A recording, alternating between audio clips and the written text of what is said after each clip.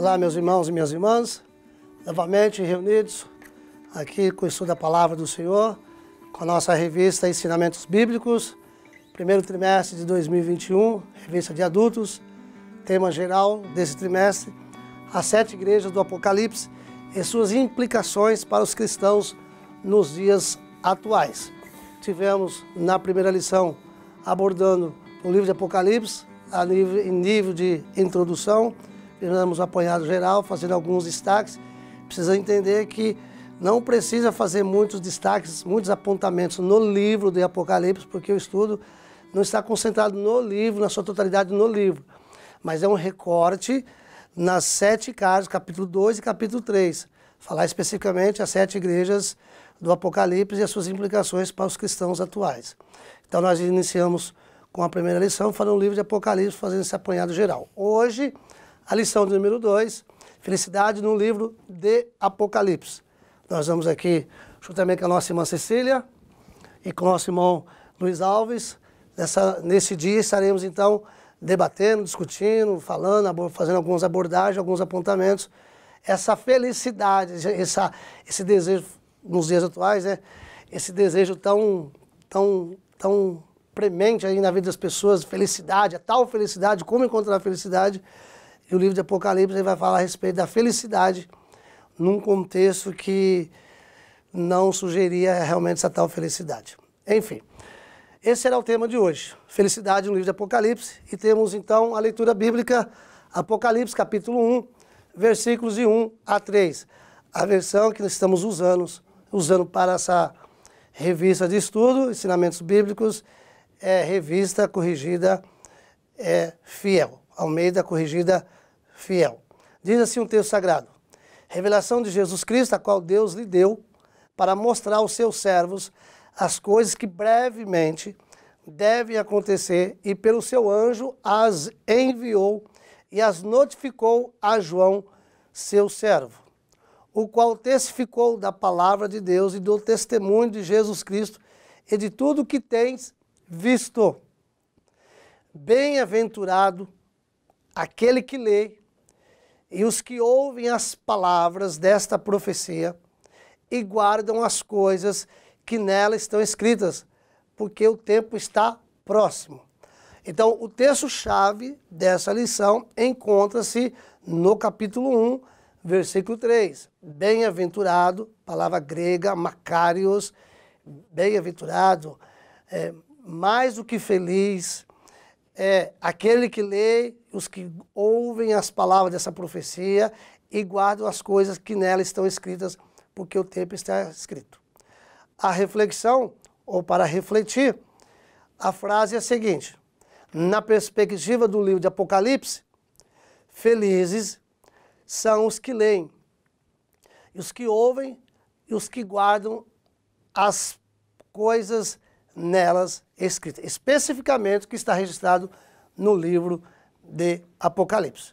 Então, como nós estudamos na última lição, o contexto é de perseguição, o contexto é de luta, o contexto é de martírio, e aí o Senhor vai usar o apóstolo João para falar dessa bendita felicidade. Explica um pouco para nós, irmã Cecília, essa tal felicidade na perspectiva do livro de Apocalipse. A paz do Senhor, olá. Essa tal felicidade é uma felicidade que só se encontra em quem conhece a Cristo. É uma felicidade incomum, sobrenatural, eu diria. Na verdade, o livro do Apocalipse é um livro que podemos ver da perspectiva do sobrenatural, visto que ele é uma revelação do próprio Deus, um testemunho do próprio Deus para os cristãos. E, como o irmão disse, o pano de fundo do livro do Apocalipse se deu em uma imensa perseguição, né? Na lição passada já foi falado das perseguições, não é isso, Newton?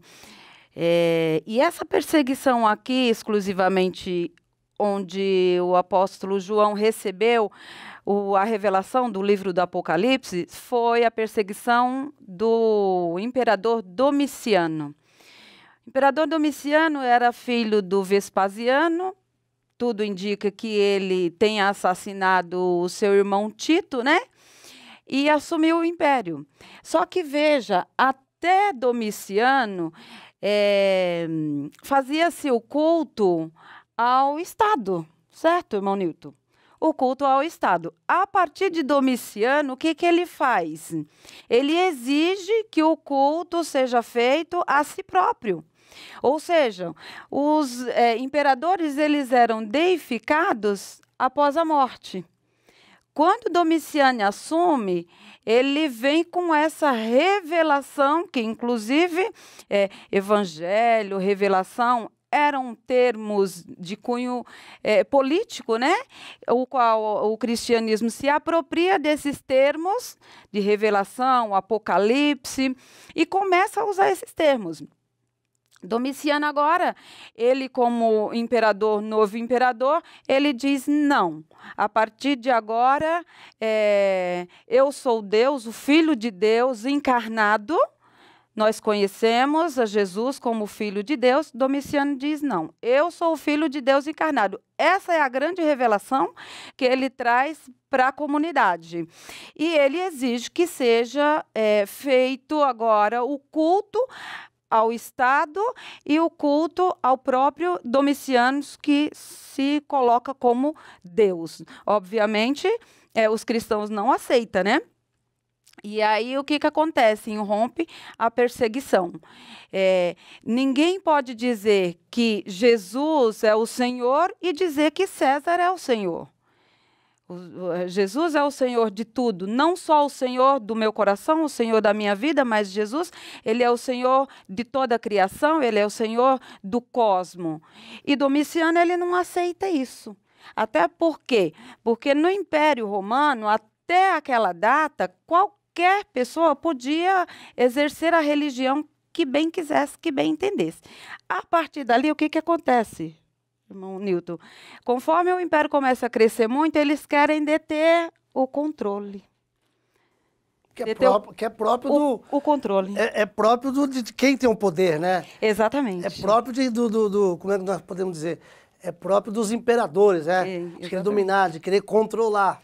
Até então, tudo bem, eles falam, agora não, agora eu vou controlar. E qual a melhor maneira de fazer isso? A melhor maneira de fazer isso é criando uma só religião, e no caso, Deus seria o imperador. Os cristãos dizem não. Nós não aceitamos, irrompe-se as perseguições, e muitos cristãos foram mortos, e João foge. É interessante que João, ele foge, né? Ele diferente de outros cristãos que acontecem no futuro, que quando começam as perseguições, eles querendo se mostrar como super cristãos, como alguém que se sobressaía aos demais, eles se entregam. E não raro, esses cristãos acontece que quando eram torturados, né, eles acabam negando a Cristo. João não, ele preserva a sua vida. Isso é importante porque o cristão ele tem que preservar a sua vida o máximo possível. E aí, quando chega um momento que ele percebe que não dá mais para fugir, ele se entrega, e aí ele é torturado e levado para a ilha de Patmos, né? E segundo a tradição, ele não foi para lá sozinho. Olha que interessante isso. Segundo a tradição, ele foi para lá com Prócoris. Ele é um dos primeiros diáconos citado lá no livro do apóstolo, e ele fica 18 meses na ilha de Patmos. Após 18 meses, Domiciano morre, e aí assume o outro imperador, Nerva, né? E ele permite que volte, que seja liberto. E aí João, então, volta e escreve o livro do Apocalipse já em Éfeso. O capítulo 1 e o versículo 9 diz: Eu, João, que também sou vosso irmão e companheiro na aflição e no reino e na paciência de Jesus Cristo, estava na ilha chamada Patmos. Então, ele já não está mais quando ele escreve o livro do Apocalipse. Veja, é interessante observar que Deus ele está conosco sempre, nos guardando, nos livrando, mas nem sempre a gente percebe, né? Mas nesse caso aqui é perceptível, porque quando alguém era jogado numa ilha dessa e era exilado, ele era esquecido e lá morria. No caso de João, não. Ele é solto, ele é liberto para voltar e escrever o livro. E aí eles acham que ele foi colocado lá para o bem. De fato foi, né? Deus agindo claramente, Deus agindo no livramento em meio às perseguições. Ou então nós podemos entender que se, no caso, você coloca que Deus agiu, mas vamos partir do pressuposto que Deus não atuou nessa situação, mas Deus ele faz uso da circunstância, Deus faz uso dos meios para atingir os seus objetivos. Porque, como você está bem destacado a respeito da perseguição, diz a história que foram os períodos mais tristes da história do cristianismo, a perseguição.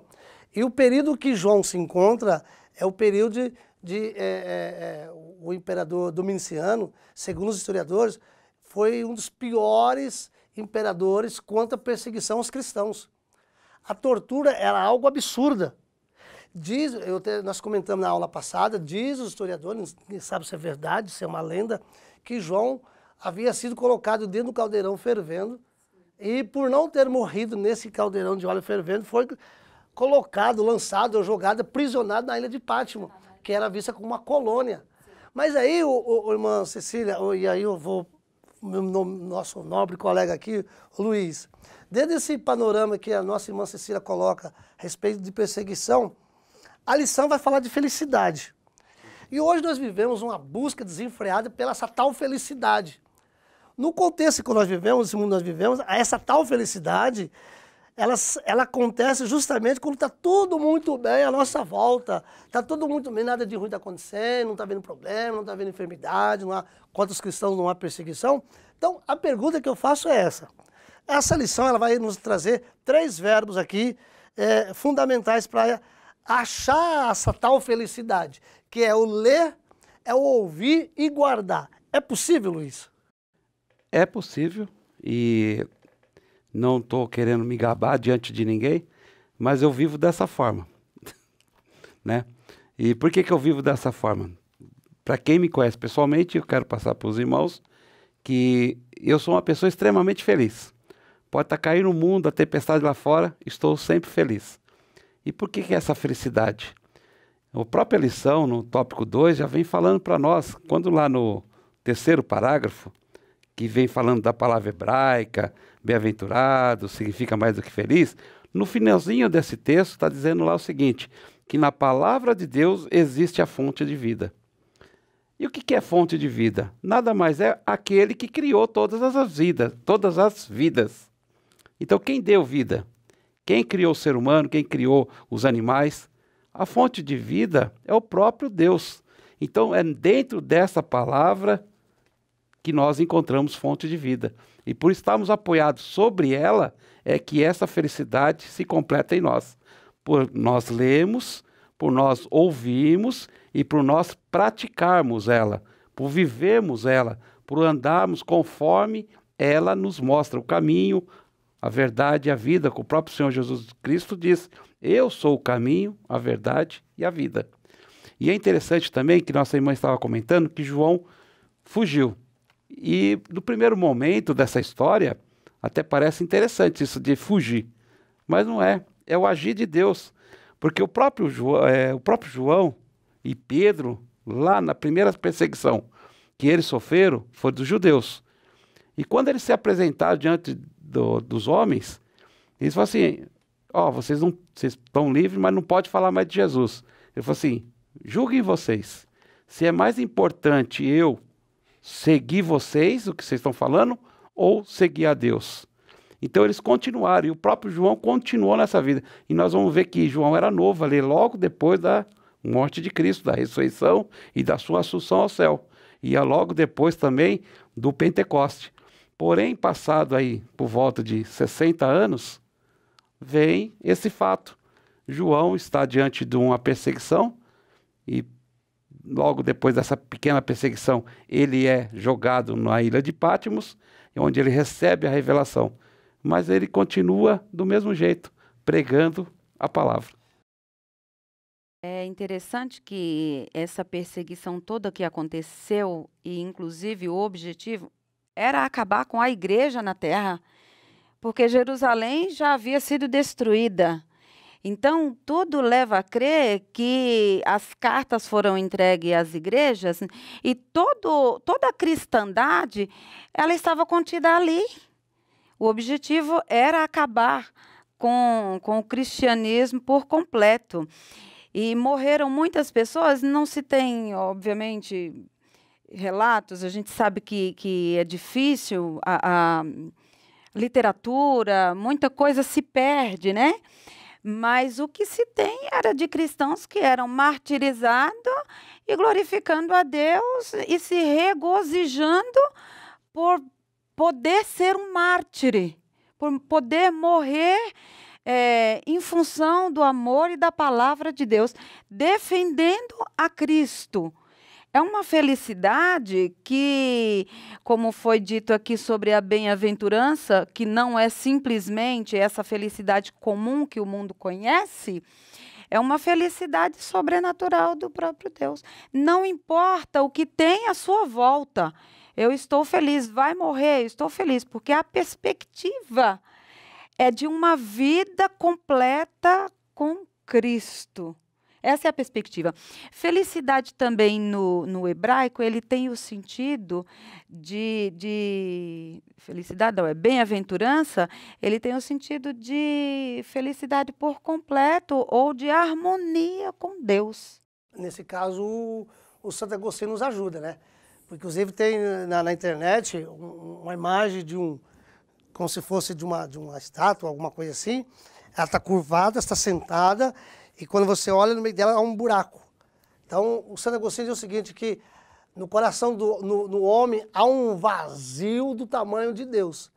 Ou seja, o único que é capaz de preencher esse vazio existencial do ser humano, que é algo muito presente no mundo contemporâneo, esse vazio existencial, somente Deus preenche. Então, essa felicidade, ela não vem simplesmente, não é um sentido de um bem-estar por estar tudo bem, mas é um bem-estar porque está de bem com Deus, porque Deus preencheu a sua existência, Deus tornou-se a plenitude da sua vida. Por isso que eu gosto muito do Salmo 23, o verso 1, que diz assim, ó, o Senhor é meu pastor e nada me faltará.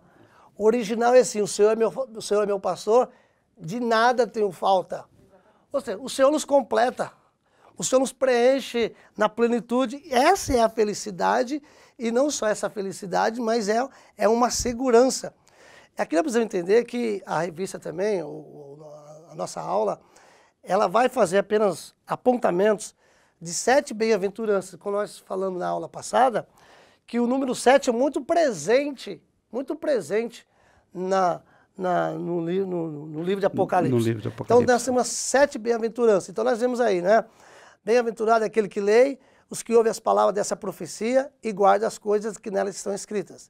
Bem-aventurados os mortos que desde agora morrem no Senhor. Bem-aventurados aqueles que vigiam e guardam as suas roupas. Bem-aventurados aqueles que são chamados à ceia das bodas do Cordeiro. Bem-aventurado e santo aquele que tem parte na primeira ressurreição. Bem-aventurado aquele que guarda as palavras da profecia desse livro. Bem-aventurados aqueles que lavam as suas vestiduras, ou seja, no sangue do Cordeiro. Então, a lição ela propõe de destacar somente, tem as 7 bem-aventuranças que fala da completude. 7 na Bíblia é um número de completude, é um número de Deus, né? Pleno. Mas a lição ela propõe apresentar apenas a bem-aventurança dos que leem, dos que ouvem e dos que guardam. E é interessante, irmãos, é que os 3 verbos estão no presente. Ou seja, é uma ação contínua. E aí nós vamos voltar agora aqui na questão propriamente do livro, do ler, do ouvir e do guardar. Então, ô Luiz, gostaria que você comentasse conosco aí, esse tópico número 2, é feliz aquele que lê o livro.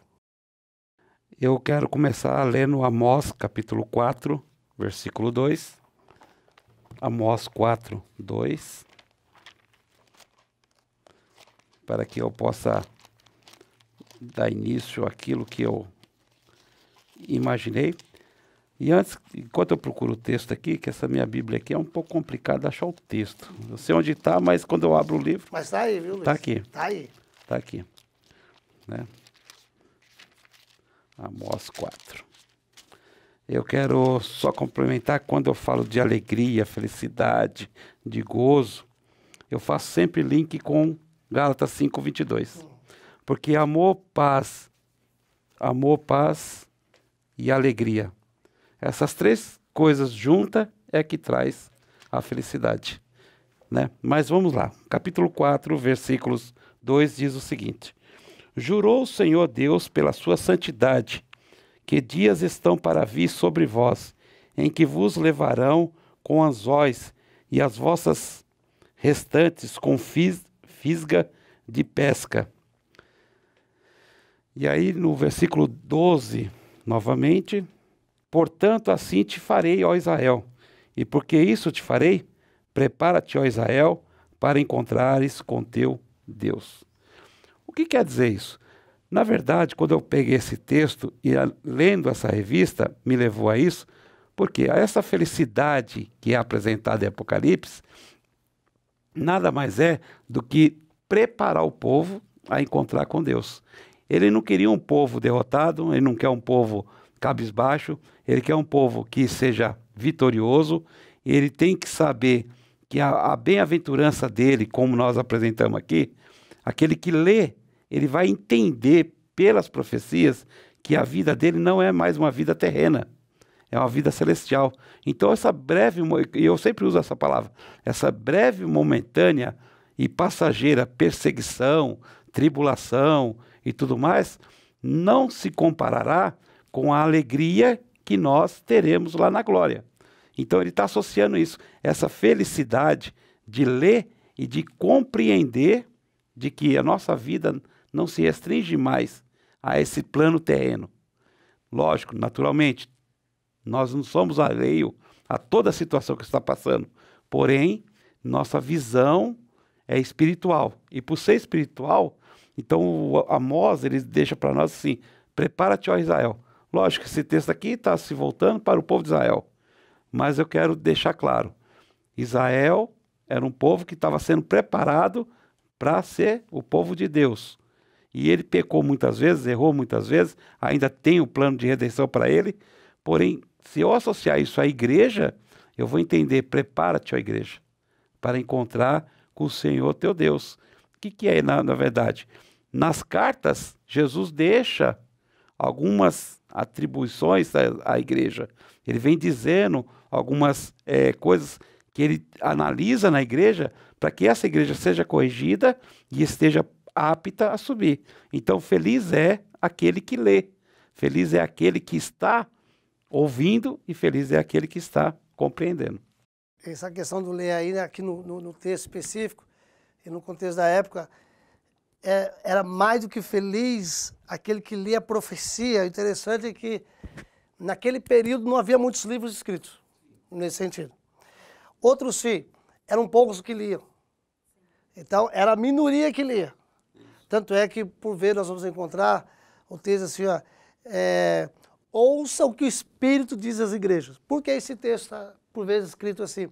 Porque um lia, os demais ouviam. Então, felicidade de que não só os que leem, né? Porque tinha o privilégio de ter um livro, que era raro, não havia uma literatura assim farta na época, né? Então havia poucas literaturas e no caso aqui, e bem-aventurado de ouvir e guardar. Ouvir e guardar. Mas que profecia? E aí nós temos que tomar cuidado, né? Porque hoje essa profecia que é falada não é aquela profecia de predições de futuro. O livro de Apocalipse vai deixar claro que essa profecia se refere única e exclusivamente no livro. aqui é interessante nós pensarmos pelo seguinte. Por que é feliz o que lê, o que ouve, o que guarda? Porque o livro de Apocalipse, ele tem a proposta de trazer esperança para quem sofre. Esperança para quem sofre. Então, é por isso que vão ser felizes. Porque Deus tem alguma coisa para falar para nós. Deus tem uma mensagem para nós. E nos dias de hoje não é diferente, não é, Cecília? Não, não é diferente. É interessante aqui no primeiro versículo do capítulo 1, tem algo que eu anotei aqui, porque eu achei interessante. Diz que o anjo, ele enviou, o anjo entrega a revelação para João e ele notifica. Esse notificar aqui, irmão Nilton, no grego, ele significa muito mais do que o que nós entendemos no português. Esse notificar aqui significa ensinar por símbolos. Então, Deus teve o cuidado de mandar a mensagem, de mandar a revelação e de ensinar para que João passasse isso à frente e essas pessoas que teriam a responsabilidade, no caso o anjo da igreja, né, de ensinar para as outras pessoas. Era uma responsabilidade. E assim, além de não ter muitas literaturas, era muito caro.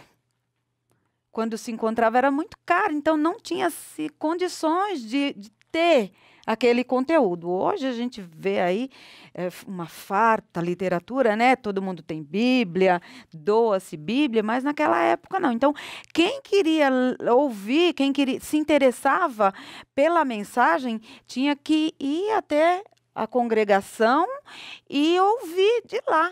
Para isso, teria que ter alguém lá falando em alta voz. Detalhe, seria em alta voz e explicando de forma a que eles de fato entendessem. Agora, essa tradição do ler, ela já vem do Antigo Testamento, essa tradição. Veja que aqui Deus está se revelando, trazendo uma revelação agora não para os judeus especificamente, mas para os gentios.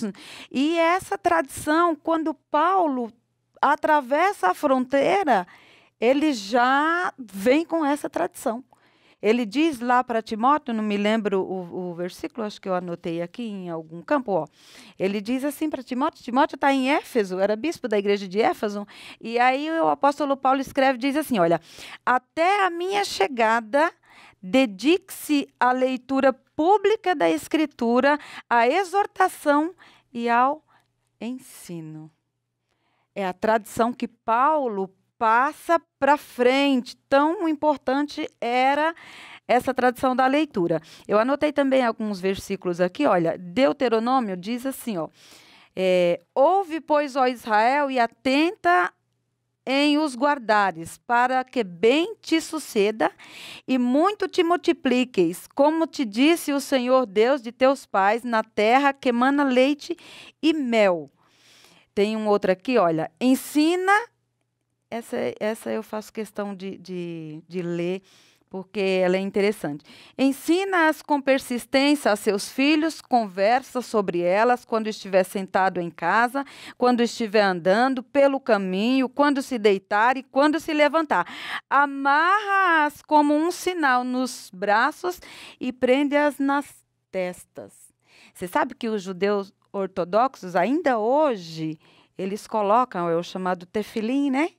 Coloca na frontal, na testa e no braço, na altura do braço, para que fique mais perto do coração.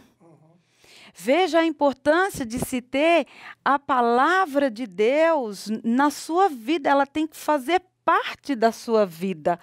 Esse vazio que o Agostinho dizia sobre Deus, ela é vindo através da leitura da palavra de Deus. Mas olha só, eu queria ler Jeremias, que diz assim, olha, eis, no entanto, a aliança que celebrei com a comunidade de Israel passados aqueles dias, afirma o Senhor, registrarei o conteúdo da minha Torá, lei, na mente deles, e a escreverei mais íntimo de seus sentimentos, seus corações. Assim sereis de fato, eu serei de fato o Deus deles e eles serão o meu povo. Sem a leitura da palavra de Deus, do Apocalipse, dos Evangelhos, ou seja, a palavra de Deus, não tem como Deus ser o seu Senhor.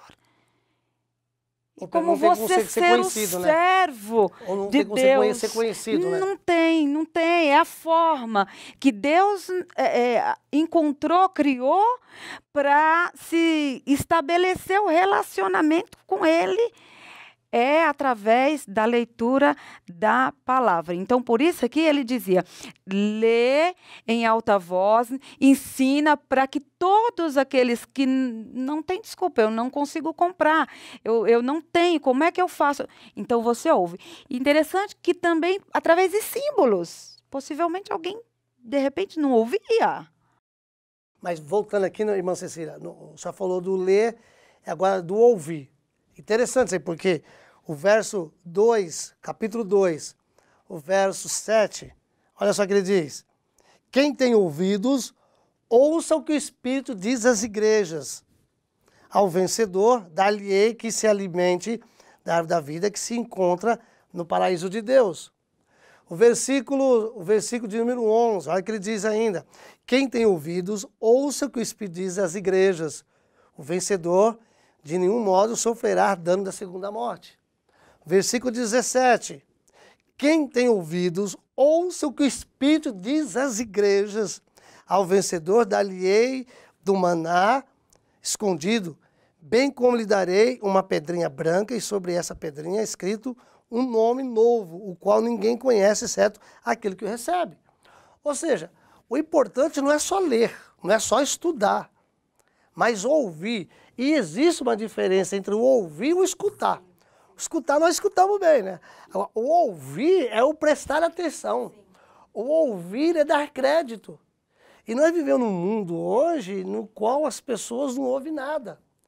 E por falar, voltando só um pouquinho do ler, que você falou, hoje os cristãos têm Bíblia para todo quanto é lado. Tem Bíblia na estante, tem Bíblia no armário, tem Bíblia na mesa, tem Bíblia no fogão, tem Bíblia na pia, tem Bíblia no carro. Mas a pergunta é, o quanto que tem lido? Eu não vou nem dizer estudar, porque a Bíblia, na verdade, a Bíblia é um livro não para ser lido.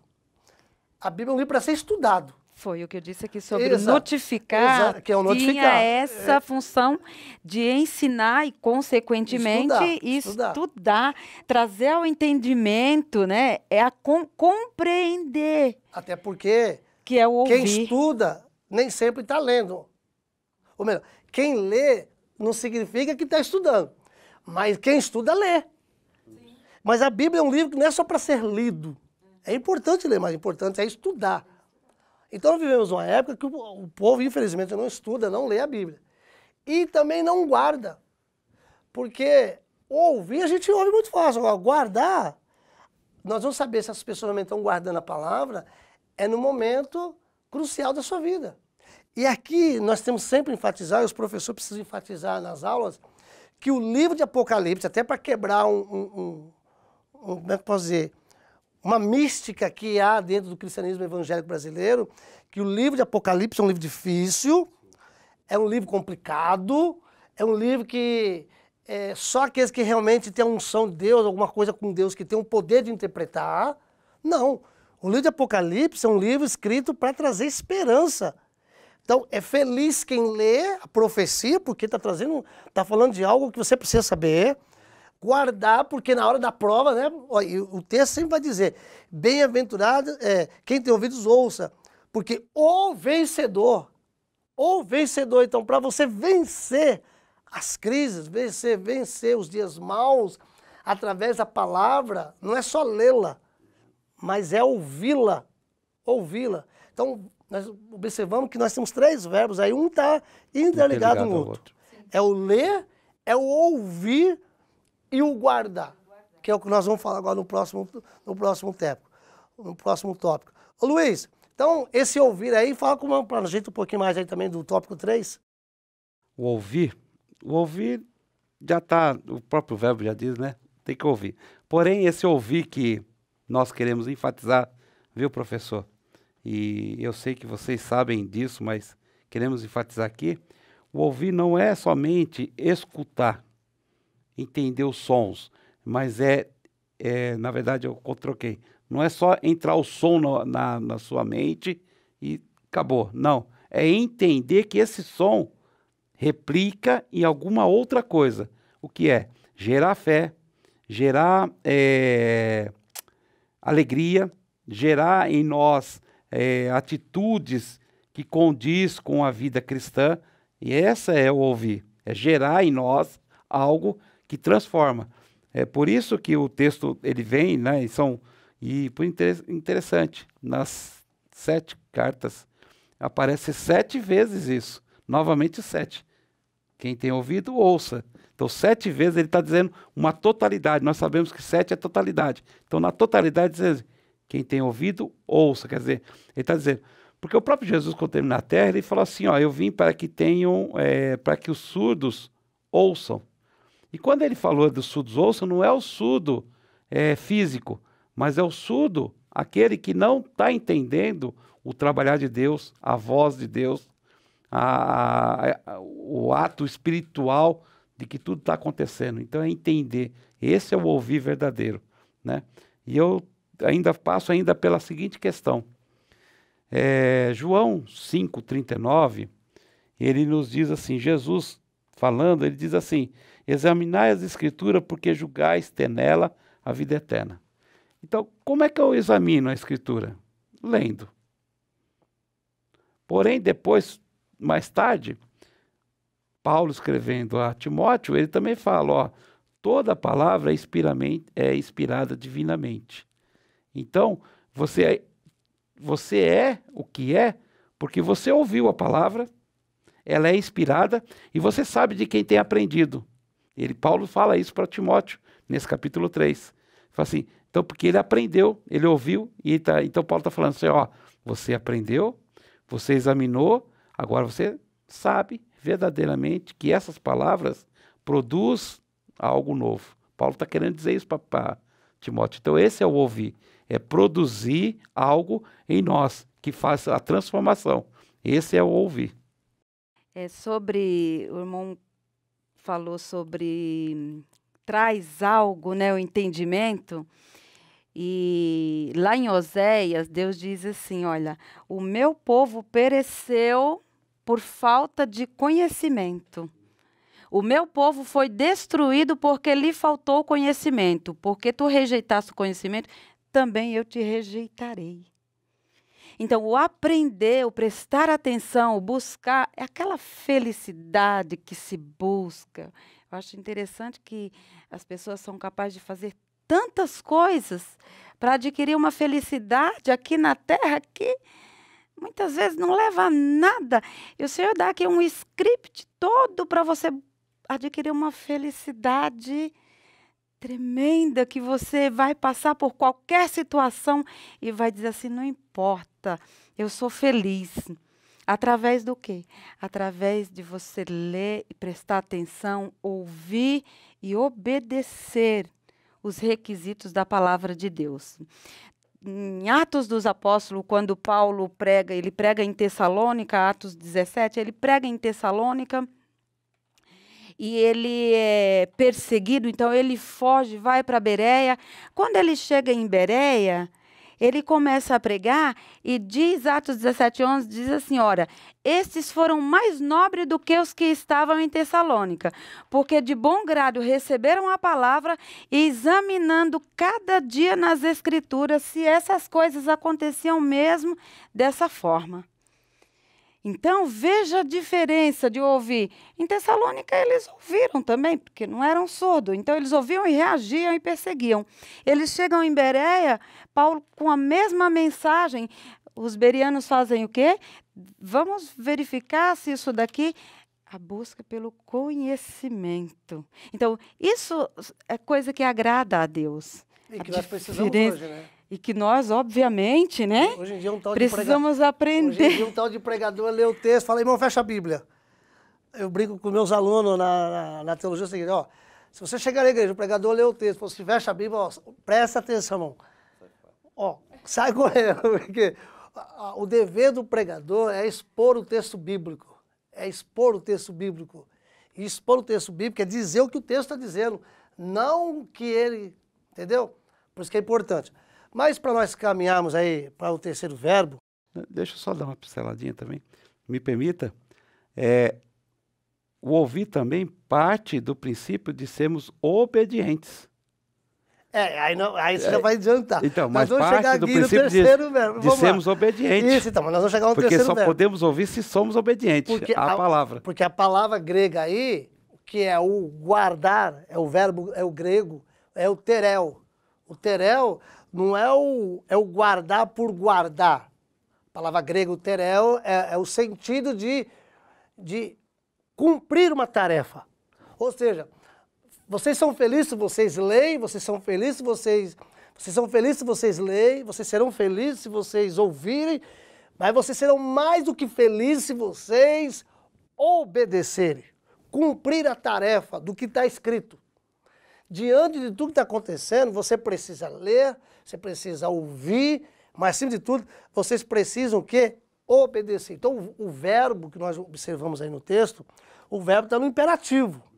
Ele está no indicativo do presente e está no imperativo. A ideia de, não é o guardar por guardar, que bonitinho, achei, igual agora há pouco eu ganhei os irmãos fizeram uma homenagem para mim, lá no curso, e me deram uma caneca, tiraram uma foto, né, uma foto minha e a da minha esposa, e colocaram aqui na caneca. Uma caneca igual essa aqui, bonita igual essa. Essa caneca eu vou guardar com muito carinho, essa caneca. Mas a ideia do texto não é esse pegar. Ah, nossa, que texto lindo. Mas a caneca foi dada para guardar? Não, essa caneca foi. Para guardar ou para usar? Não, a minha foi para guardar. Por exemplo, nossa, que Bíblia bonita. Vou guardar essa Bíblia bem guardadinha. Essa não é a ideia do texto, guardar, o verbo terel. Você leu? Leu. Você prestou atenção? Você ouviu o texto? Então agora pratica. Obedeça. Essa é a ideia de que João está dizendo em Apocalipse. Felizes os que leem, felizes os que ouvem, mais do que felizes são os que obedecem. Tá?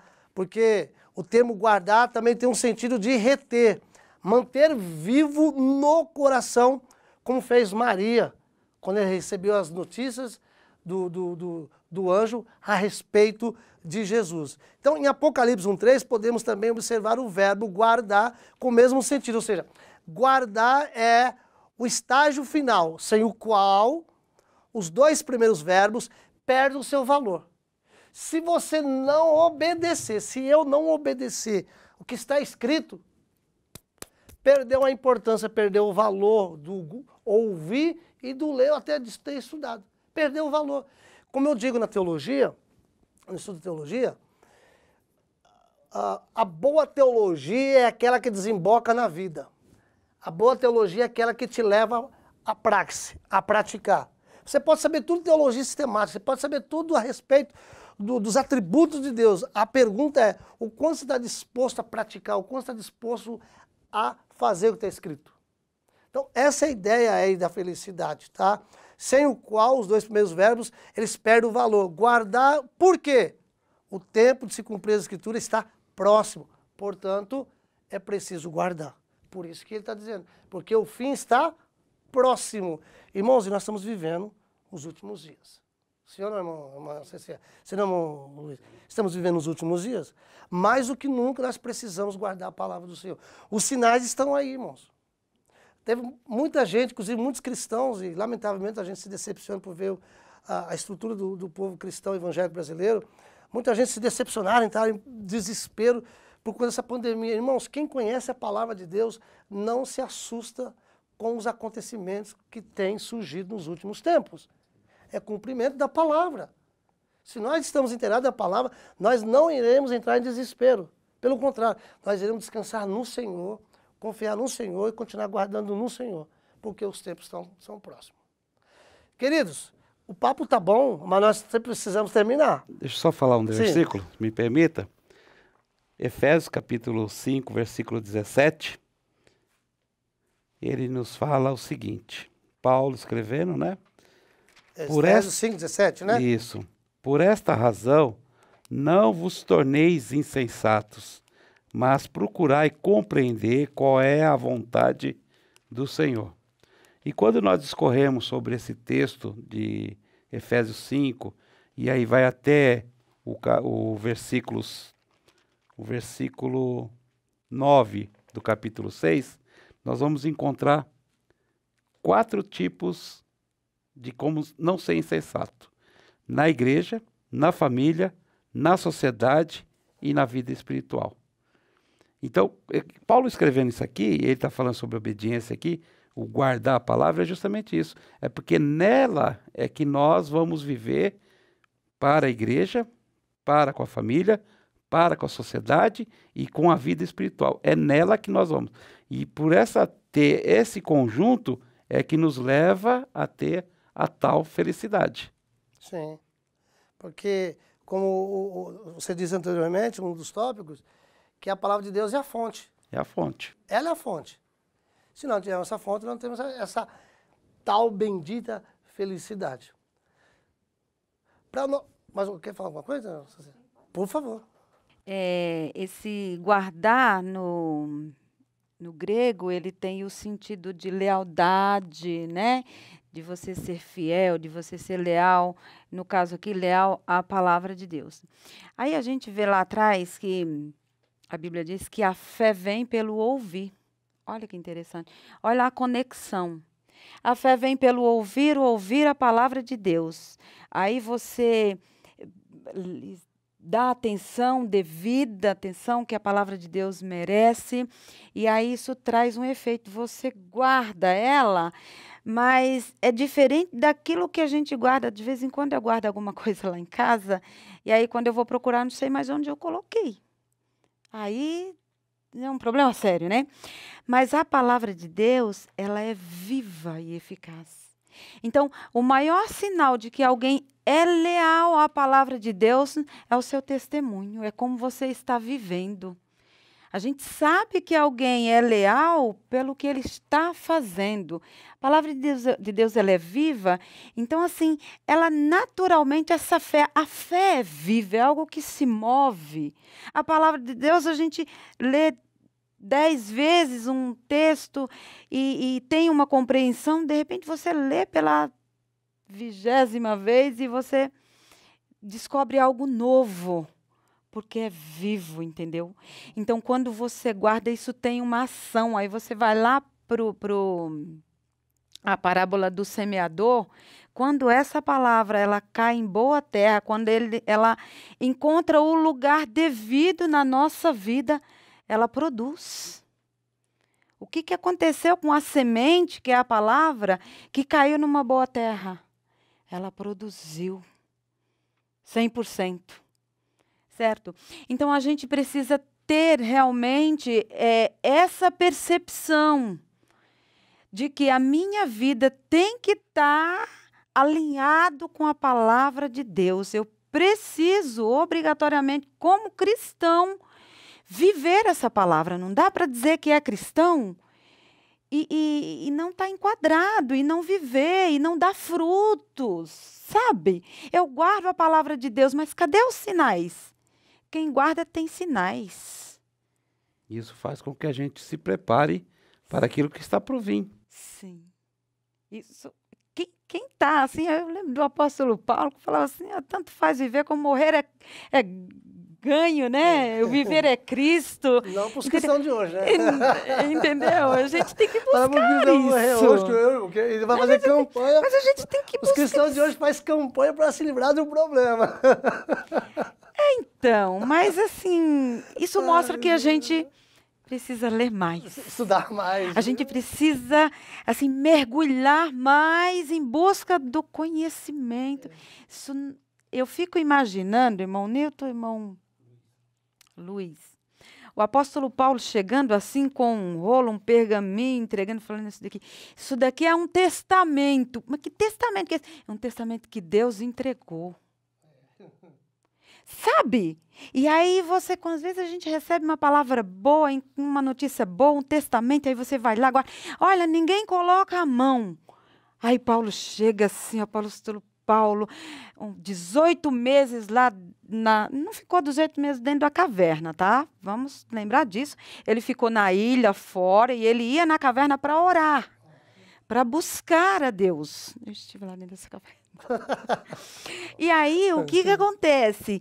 Depois de tudo, ele vem, ele diz assim, olha, estou com um testamento aqui, desculpa eu fazer da revista, o testamento que Deus enviou para Jesus, e Jesus ao anjo, e ele me entregou, e ele me disse qual a forma que eu preciso passar para vocês, e vocês devem passar isso à frente. Sabe? É muito interessante. Então, a gente precisa pensar e procurar dar mais valor. Não é porque hoje nós temos uma gama enorme de exemplares que ela perdeu o valor. Ela não perdeu e jamais vai perder o valor. E a gente precisa cada vez mais acreditar isso, enfatizar isso para os nossos alunos, para os nossos filhos, para os membros da igreja, para quem quer que seja. A palavra de Deus, ela tem valor e ela produz efeito em nossa vida. Eu gosto do Salmo 119, verso 27. Amo os teus mandamentos mais do que o ouro refinado. Precisamos ter esse amor pela palavra de Deus, como diz o salmista. Queridos, o papo tá bom, mas nós temos que terminar. E essa revista, irmãos, ela tem um diferencial. Não quer ser melhor do que nenhuma outra, pelo contrário, a proposta é poder contribuir da melhor maneira possível. Mas essa revista tem um diferencial das demais. Em todas as lições, nós teremos, no final do conteúdo, teremos uma aplicação do texto. É claro que eu não vou fazer isso aqui agora, porque nós já estamos encerrando a nossa participação aqui nesse dia. Mas no final do conteúdo, então nós temos aí, ó, tópico 5º, aplicação do texto. Então é fundamental destacar a importância da leitura do livro de Apocalipse na vida do cristão. Por quê? Primeiro tópico, primeira aplicação do texto. A leitura do livro do Apocalipse deve causar felicidade e não medo no cristão. Até porque a revista foi escrita nessa perspectiva, porque para muitos o livro de Apocalipse ele causa medo, pavor. Não é para eu entender, só quem é erudito que... Não, o livro não é para causar medo, pelo contrário. É para causar felicidade e não medo. Segunda aplicação, a leitura do livro de Apocalipse assegura a felicidade do cristão se ele der crédito, entre aspas, ouvir a mensagem contida nele. Terceira e última aplicação do texto. A leitura do livro de Apocalipse assegura a felicidade na vida do cristão como consequência por guardar a palavra de Deus. Essas aqui são as aplicações para ser implicadas na vida dos cristãos nos dias atuais. Tá? Então, meu caro professor e professora, nesse dia, vamos fazer alguns destaques. Não ficamos propriamente fixos na revista, mas procurar trazer algo além da revista. Você já tem o conteúdo da revista, mas você precisa enfatizar a aplicação do texto na vida do aluno. Como eu sempre digo para os meus alunos na teologia e na escola dominical, o professor de escola dominical não deve se preocupar somente em transmitir conteúdo para o aluno. Ele preparou 30 slides de conteúdo, ele quer dar os 30. Não, você pode dar 10 slides, mas aplicou o texto? Ótimo. Se você trouxe 30 slides e não fez uma aplicação, a sua aula só foi teoria, e o aluno não precisa só de teoria, ele precisa de praxis, precisa trazer para a vida. A palavra de Deus só faz sentido se for aplicada na vida. Ok, meus amados irmãos e irmãs? Luiz, suas considerações finais. Irmã Cecília, suas considerações finais, porque o nosso tempo já foi. Sabe que o tempo urge. Tiago, capítulo 1, versículo 25. Mas aquele que considera atentamente na lei perfeita, lei da liberdade, e nela persevera, não sendo somente ouvinte negligente, mas operoso e praticante, este será bem-aventurado no que realizar. Então eu termino a minha participação aqui com esse versículo. Nós temos não somente que ler, não somente que ouvir, mas também praticar, obedecer o que contém as profecias deste livro. Tem uma frase do Henry Halley que eu gosto muito e eu destaquei ela aqui para trazer.